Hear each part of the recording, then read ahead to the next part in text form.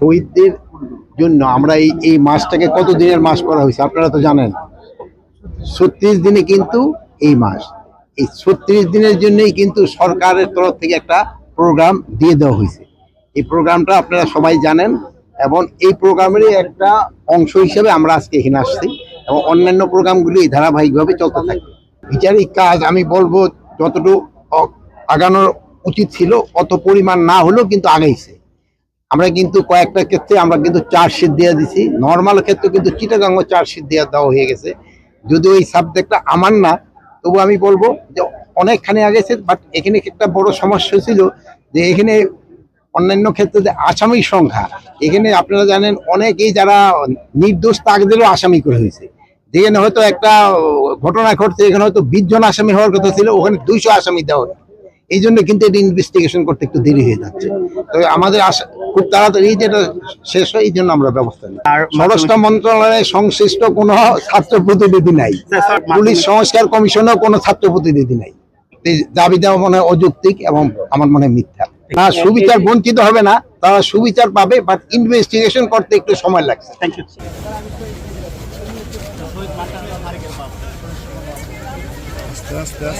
উৎসর্গ করেছেন।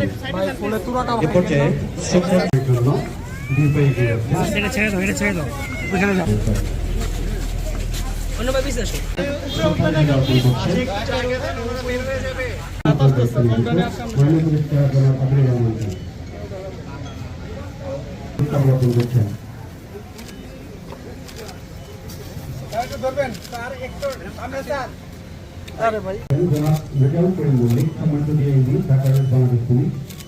মুন্সিগঞ্জ জেলার সম্মানিত পুলিশ সুপার মুন্সিগঞ্জ জেলার সম্মানিত পুলিশ সুপার জনাব মোহাম্মদ শামসুল হক।